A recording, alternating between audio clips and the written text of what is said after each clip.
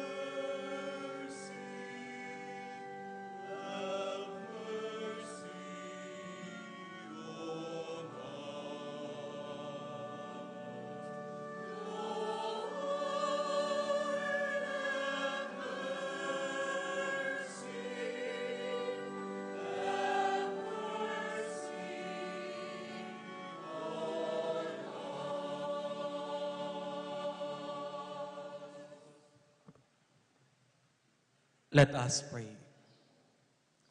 O God, who have commanded us to listen to your beloved Son, we pray to nourish us inwardly by your word, that with the spiritual sight made pure, we may recognize to behold your glory. Through our Lord Jesus Christ, your Son, who lives and reigns with you in the unity of the Holy Spirit, God, forever and ever. Amen.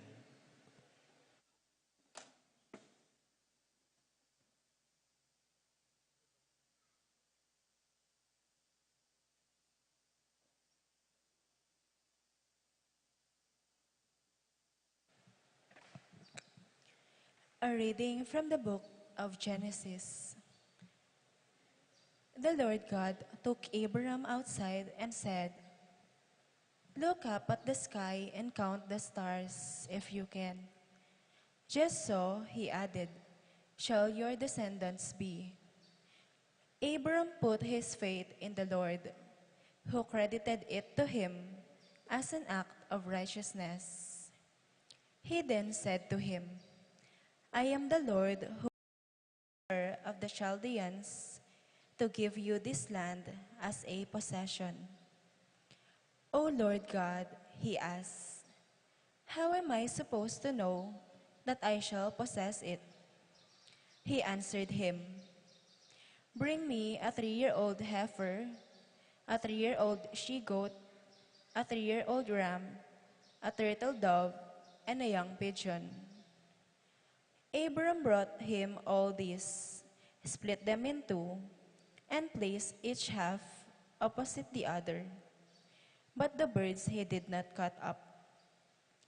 Birds of prey swooped down on the carcasses, but Abram stayed with them.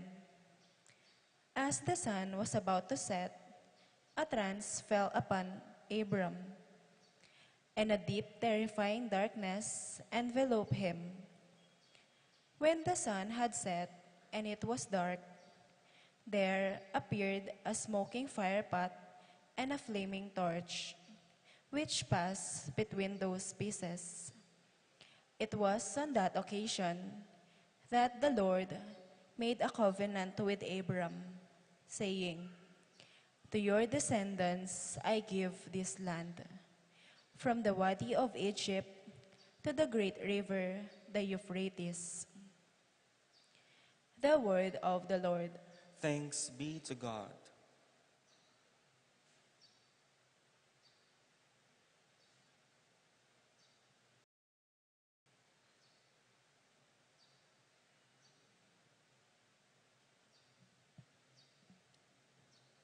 Responsorial Psalm. The Lord is my light and my salvation. Let all sing together.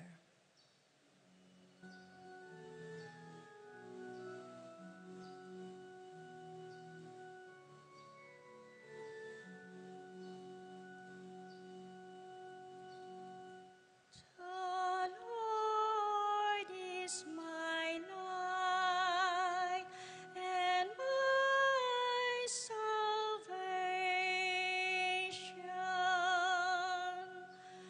The Lord is my light and my salvation.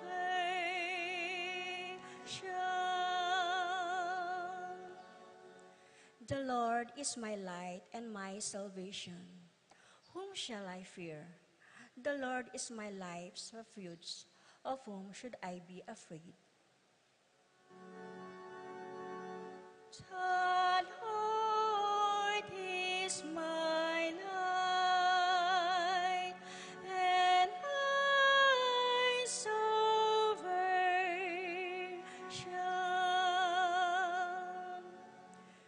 Hear, O Lord, the sound of my call. Have pity on me and answer me. Of you my heart speaks, you my glance seeks. The Lord is my light and my salvation.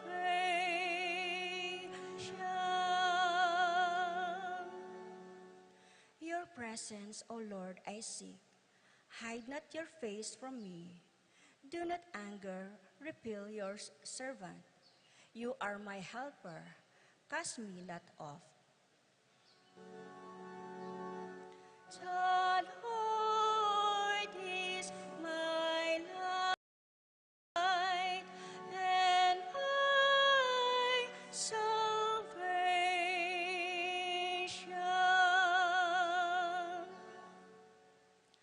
I believe that I shall see the bounty of the Lord in the land of the living. Wait for the Lord with courage. Be exalted and wait for the Lord. The Lord is my light and my salvation.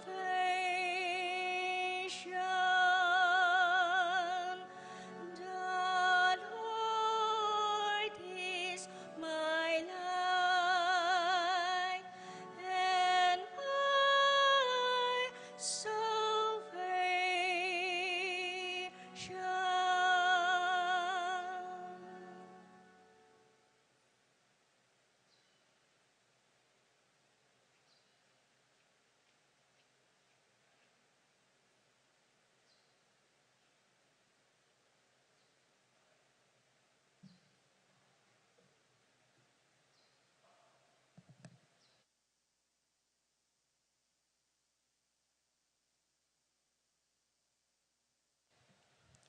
A reading from the letter of St. Paul to the Philippians.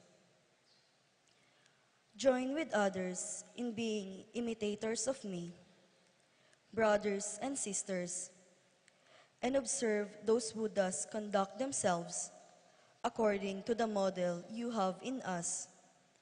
For many, as I have often told you, and now tell you even in tears, conduct themselves as enemies of the cross of Christ.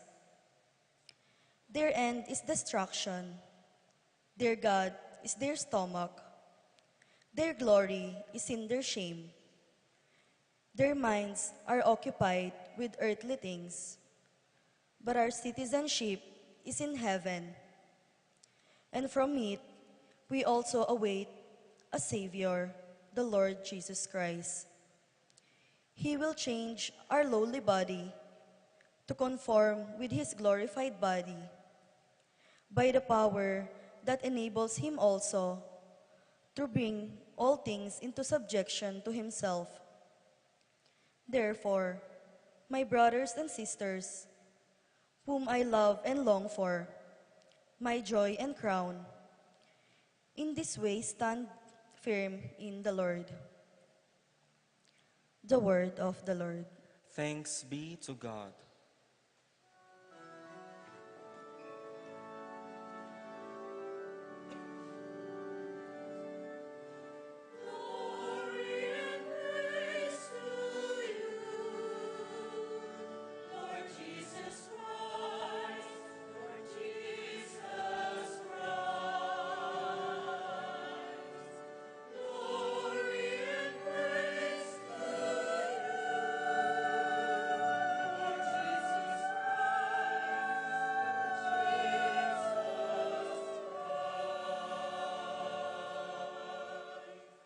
From the shining cloud, the Father's voice is heard. This is my beloved Son. Hear him.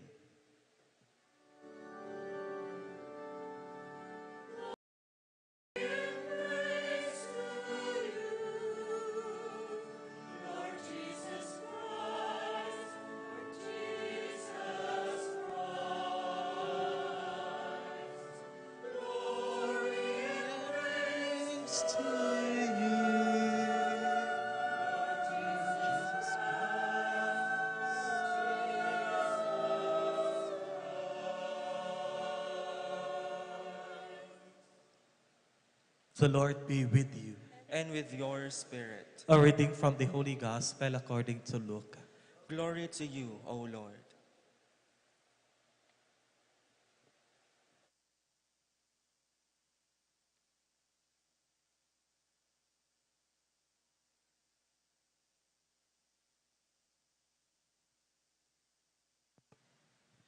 Jesus took Peter, John, and James and went up the mountain to pray. While he was praying, his face changed in appearance, and his clothing became dazzlingly white. And behold, two men were conversing with him, Moses and Elijah, who appeared in glory and spoke of his exodus that he was going to accomplish in Jerusalem. Peter and his companions had been overcome by sleep, but becoming fully awake, they saw his glory and the two men standing with him. As they were about to part from him, Peter said to Jesus, "Master, it is good that we are here. Let us make 3 tents, one for you, one for Moses, and one for Elijah." But he did not know what he was saying. While he was still speaking, a cloud came and cast a shadow over them, and they became frightened. And when they entered the cloud, then from the cloud came a voice that said, "This is my chosen, my beloved Son. Listen to him." After the voice had spoken, Jesus was found alone. They fell silent, and they did not at that time tell anyone what they had seen. My dear friends, the Gospel of the Lord. Praise to you, Lord Jesus Christ. Magandang umaga po sa inyong lahat. Kumusta na po kayo? Hello? Kumusta na po kayo? Mabuti naman. Bala ko, matuntun ko pa po. You know, we are all caught up to something beautiful. Mabilis makuha at mapukaw ang ating mga atensyon sa mga bagay na maganda. At masaya tamo, potang manakit tamong masanting ang popang malagu. Hanyapin atin tamong ausan, may starstruck ya. May amuse ya. Potang may nakit kang masanting o malagu, biglayang mapako, kaya kang panlalawe. At kay ba tinasnap, migising ka, makatulala ka pala. Because you are amazed and amused. Hanyapin ni Tito Rolly, potang manakit yang malagu, may bugyang manabuking kayang bangku. Tito, istuya? When we saw something beautiful, we experience happiness. Ating ko pong ayal ben na metong dokumentaryo ng Cara David. King Bandang Mindanao, yung title na ng dokumentaryo, Ang Nakatagong Paraiso. Anyang bayo de dasnan, itang as nakasu, isla, kailangan dapa mong lumakad, adwang 10 kilometro, manik adwang bundok, ang popang dumalan burak, batu, ang pong masuksok. While going to the hidden paradise, magreklamo la ding kaya bena. Uling atin nakarela ing mga sira sapatos, mga talusad, at bisang sumulong pa, uling masakit ing dalan. But when they reached their destination, they were caught in surprise. Uling emo isipan na kayari ning kekang delanan, atin palang meto nga islang balamo paraiso, emo na buring lakwan, uli na ning sintingan, ang pong legwan na ning lugar. We are all caught up to something beautiful. Anyapin, lawen nyo, pota pong magbakasyon kayo, ano ang madalas na sinasabi natin? Sana hindi gabi na to. Sana hindi na kumagising sa magandang panaginip na ito. Sana maging mabagal ang oras upang hindi matapos agad ang mga masusayang sandali na magkasama tayo. Especially when you are with your loved ones. Potang abe may jowa mo. Potang abe mo na ring pamilya mo. Potang manyamaning kwentuhan ang pong inuman king kayabe ring barkada mo. Emo na buring lumipasing oras. Emo na buring mayari ing bengi. Agyang miras kayong galingaldo, emo apapansinan. Uling masaya ka. And most of the time, we are all caught up to something beautiful. Kaya dareng asawa dangeni, pwede yo pong lawen ding asawa yo. Nung kaya beyo la ring asawa yo, lawen yo la po. O ba't pe kasalan me? O ba't ang gangeni miyabe ko pa? Because you saw something beautiful. Kaya. And that made you stay. And that made you choose Him all over again. Because of that something beautiful. Kaya katamong ebanghelyo ngeni, Peter saw something beautiful. Very beautiful. That is why he wanted to stay. Uling agyang tundo-tunduya, ikit na. Ing maslaga sa laking lupa ng Kristo. King lupa ng Moises. King lupa ng Elias. At nga ng Pedro, Ginoo, kenita na mo, kasanteng. Gawa kong tolda metong parakeka, metong parakang Elias, at metong parakang Moises. Eta na mama ko, kasanteng, kenita na mo. Ewari makanyang tamo, eta na bisang mako when we saw something beautiful. Transfiguration is actually the premonition of the resurrection. Transfiguration is a premonition of what will happen after the death of Jesus. After the passion and death on the Easter Sunday, we will experience and see again the same situation, dazzling in white, ing sala ngening transfigurasyon, king pamanaliwa na askening Ginoo. Uling ing transfiguration is actually an assurance of the ending.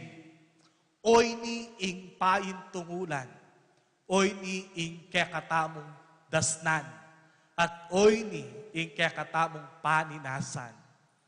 But you know, even though we are amused by the beautiful things around us, we will never experience real happiness unless we experience pain and brokenness.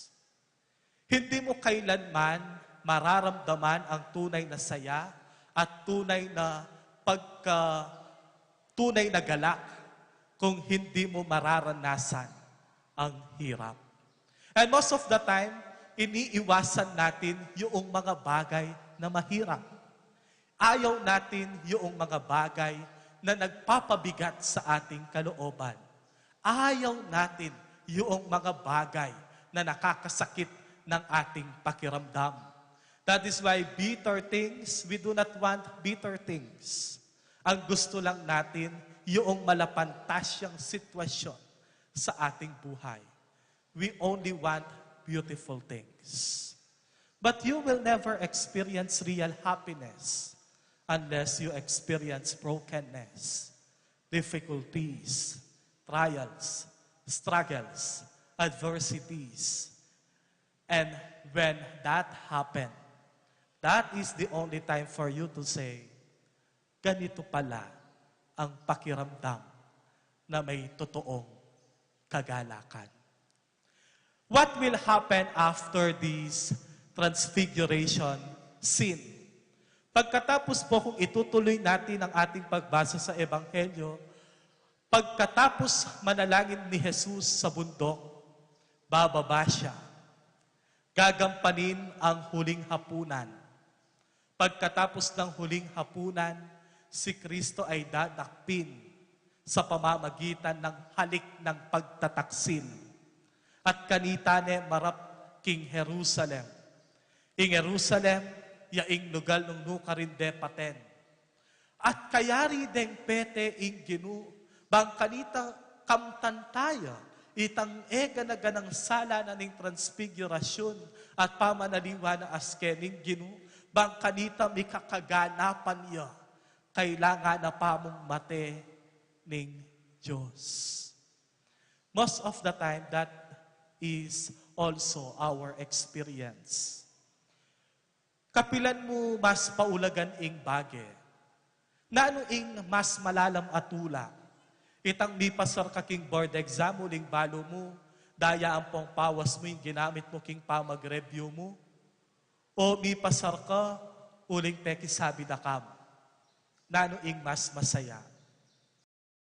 Ing mas masaya king pakiramdam, itang seguta na kaning paglolon mo, uling makwalta ka ang pong masanting, nun uling menakit yang mayap, ang pong makatuliran ka ring gagawan mo, o ulsego ta na kauling ating kang fortuner, businessman ka, engineer ka, ang pong makwalta ka. Na ano ing mas manyaman king pakiramdam, itang ing papakan mo ka ring anak mo at ing bibye mong kabyayan king mismong pamilya mo, bunga nening sakripisyo mo, o ing yapag mo, bunga nening kataksilan ang pong pamanako mo King Obram. Nano ing manyaman kasuywan, ing sasabyan mo nung nino ika ang pong papaltol mo kung nano ing tuto, o babalot mo ing kapanyuywan mo king kalaraman, ang pong kaplastikan, king arapan daring takal. Nano ing mas manyaman, itang nigkasakit, o itang miras king mayan. Most of the time, something that will last are the things that we experience brokenness, pain, and struggles. And I hope this Transfiguration Sunday will always remind us about this something beautiful ang makapanenaya kaya katamo. Because after these Lenten practices and exercises, like Peter, we too will experience something very beautiful. And that is Easter. Nung nanuman ing pagdalanan king kasalukuyan, nanuman ing sakit ampong kaplas sa panamdaman, gagana ka. After that pain, you will surely experience something beautiful. Amen. We now stand and our faith. All together, I believe in God, the Father Almighty, creator of heaven and earth, and in Jesus Christ, his only Son, our Lord, who was conceived by the Holy Spirit, born of the Virgin Mary, suffered under Pontius Pilate, was crucified, died, and was buried. He descended into hell. On the third day, he rose again from the dead. He ascended into heaven and is seated at the right hand of God, the Father Almighty. From there, he will come to judge the living and the dead. I believe in the Holy Spirit, the Holy Catholic Church, the communion of saints, the forgiveness of sins, the resurrection of the body, and life everlasting. Amen. Father, our covenant with you in Christ is the cause of our hope. Now we humbly approach your throne, O God, as we lift our supplication to you. In every petition we say, sustaining God, hear us. Sustaining God, hear us. For Pope Francis, bishops, priests, deacons, religious men and women, through their faithful witnessing, may they carry out with zeal the mission of mercy of Christ, we pray. Sustaining God, hear us. For those who exercise civil authority in our country, may they heed the call of the gospel to protect the sanctity of life and promote love, peace, and justice for all, we pray. Sustaining God, hear us. For the healing of the sick, may they be given the grace of healing and strength to endure the struggles towards consolation and greater peace, we pray. Sustaining God, hear us. For those who want to repent from their sinful ways, they approach the grace of mercy and healing through the sacrament of reconciliation, we pray. Sustaining God, hear us. For the catechumens, may they be firm in their resolve to renounce sin so as to be reborn at the font of life and salvation, we pray. Sustaining God, hear us. May our belief in the resurrection of the body sustain us as we pray and mourn for the death of those whom we love, we pray. Sustaining God, hear us. Let us pray for the urgent concerns of our community and our personal intentions. We pray. Sustaining God, hear us. Father, whose mercy endures forever, listen to the prayers of your faithful people, and by your word of truth and spirit of grace, prepare us to be cleansed by the Easter mysteries. We ask this through Christ our Lord. Amen.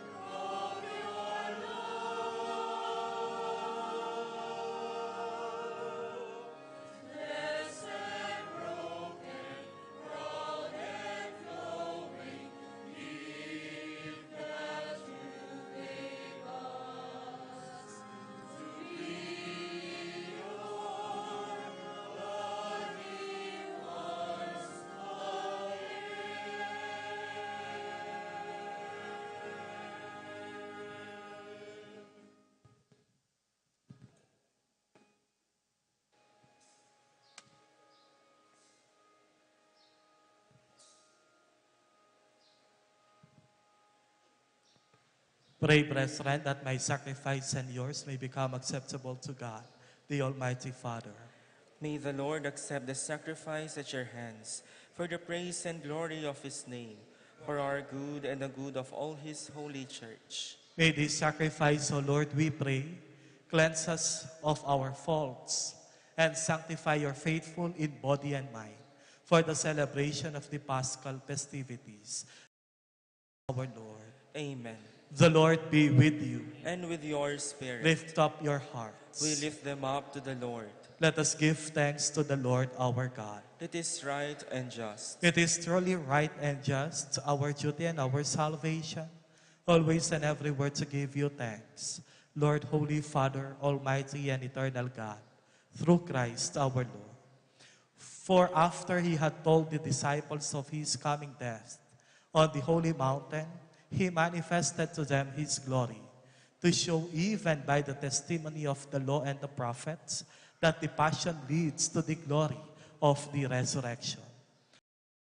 With the powers of heaven, we worship you constantly on earth, and before your majesty, without end, we joyfully acclaim.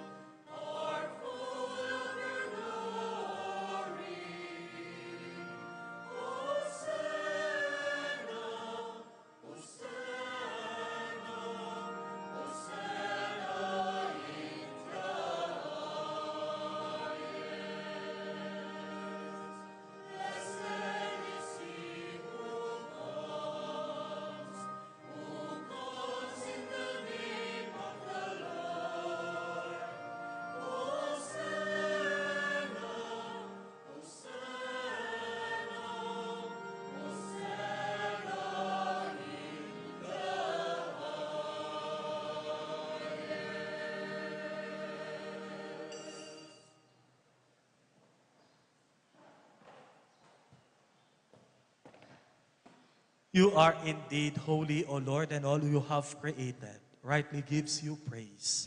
For through your Son, our Lord Jesus Christ, by the power and working of the Holy Spirit, you give life to all things and make them holy. And you never cease to gather a people to yourself, so that from the to its setting, a pure sacrifice may be offered to your name.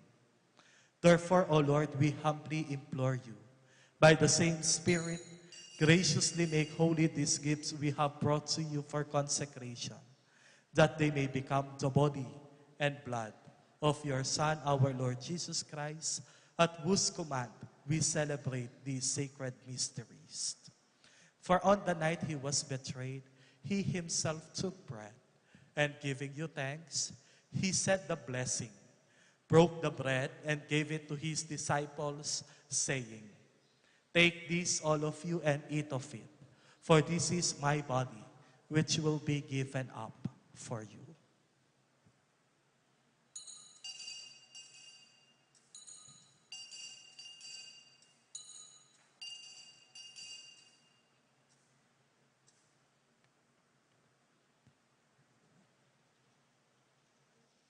In a similar way, when supper was ended, he took the chalice, and giving you thanks, he said the blessing, and he gave the chalice to his disciples, saying, "Take this, all of you, and drink from it, for this is the chalice of my blood, the blood of the new and everlasting covenant, which will be poured out for you and for all, for the forgiveness of sins.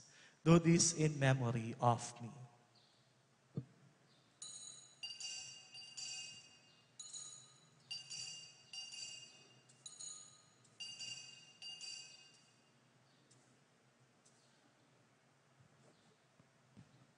The mystery of faith.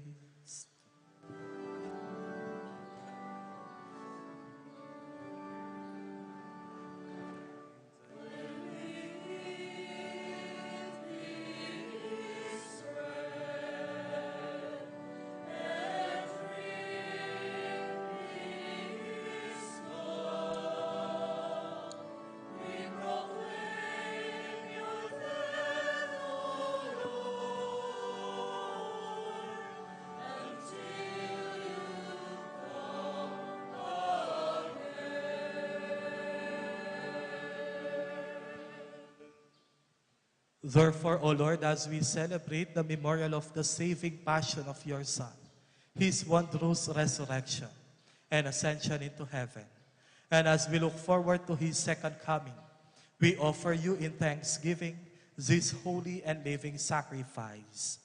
Look, we pray upon the oblation of your church, and recognizing the sacrificial victim by whose death you will to reconcile us to yourself. Grant that we who are nourished by the body and blood of your Son and filled with his Holy Spirit may become one body, one spirit in Christ. May he make of us an eternal offering to you so that we may obtain an inheritance with your elect, especially with the most blessed Virgin Mary, Mother of God, with Saint Joseph, her most chaste spouse, with your blessed apostles, especially James, and with all the saints, on whose constant intercession in your presence we rely for unfailing help. May the sacrifice of our reconciliation, we pray, O Lord, advance the peace and salvation of all the world.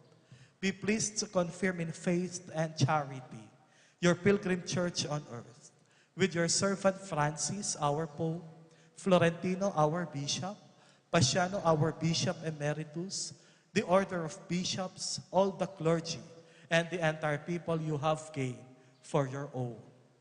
Listen graciously to the prayers of this family, whom you have summoned before you. In your compassion, O merciful Father, gather to yourself all your children scattered throughout the world.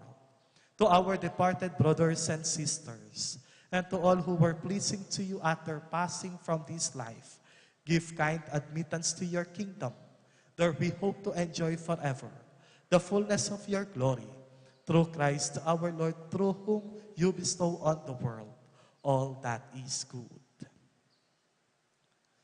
Through him, with him, and in him, in the unity of the Holy Spirit, all glory and honor is yours, Almighty Father, forever and ever.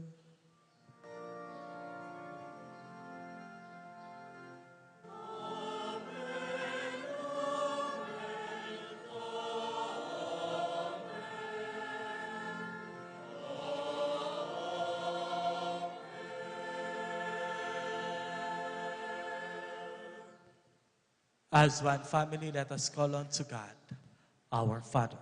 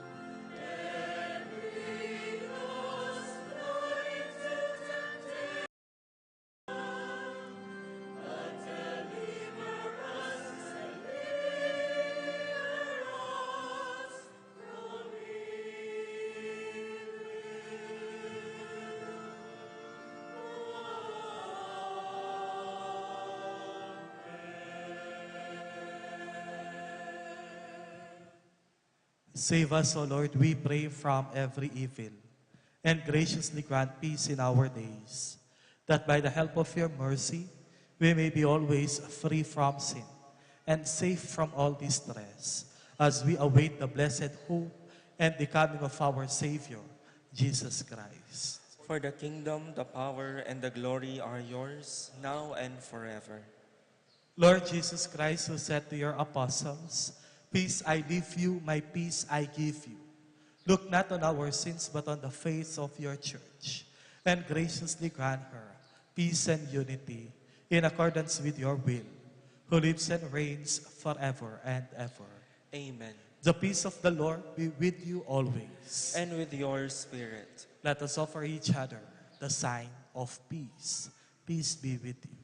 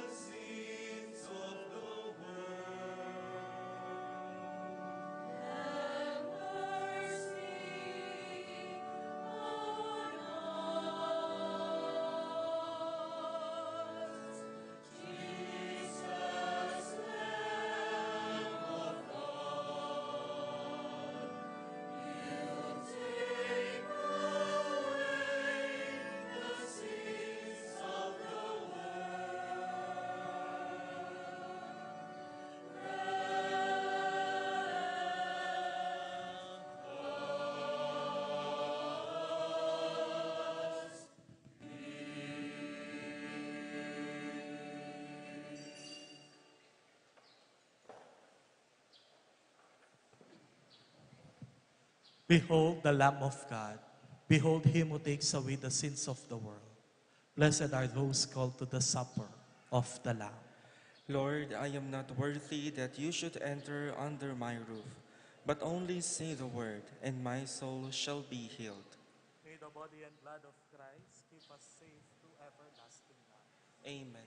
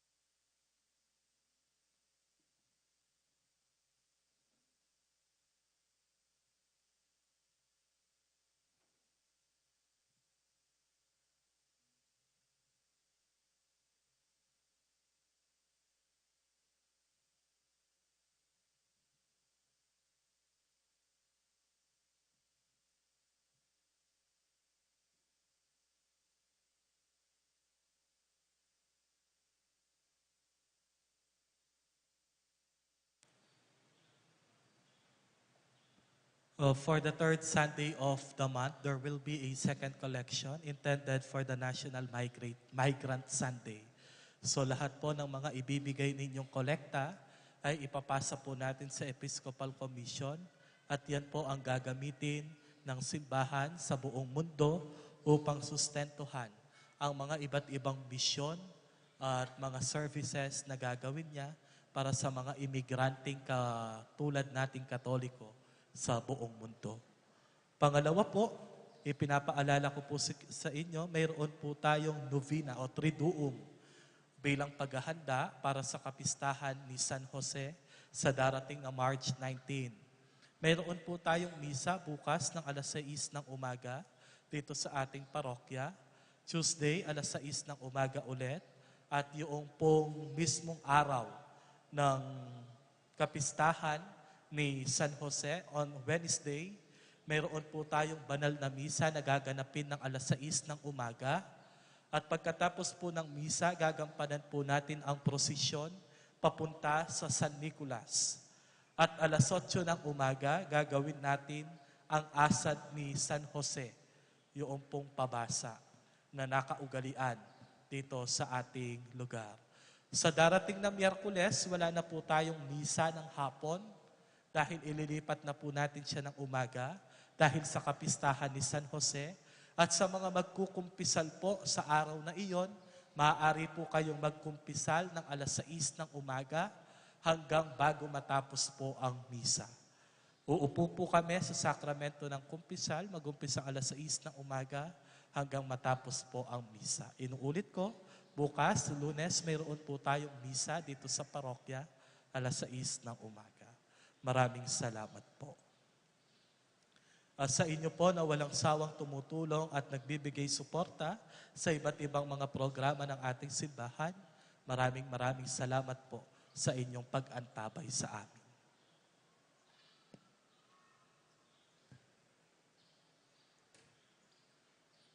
We now stand.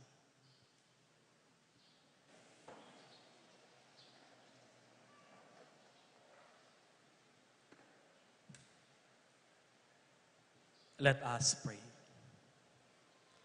As we receive these glorious mysteries, we make thanksgiving to you, O Lord, for allowing us, while still on earth, to be partakers even now of the things of heaven, through Christ our Lord.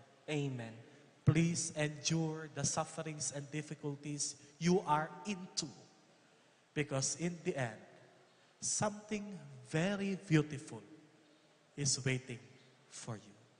To all of you who participated in this Eucharistic celebration, thank you very much po. The Lord be with you. And with your spirit. Bow your heads and pray for God's blessing. Bless your faithful, we pray, O Lord, with a blessing that endures forever, and keep them faithful to the gospel of your only begotten Son, so that they may always desire at the last attain that glory whose beauty He showed in His own body to the amazement of His disciples.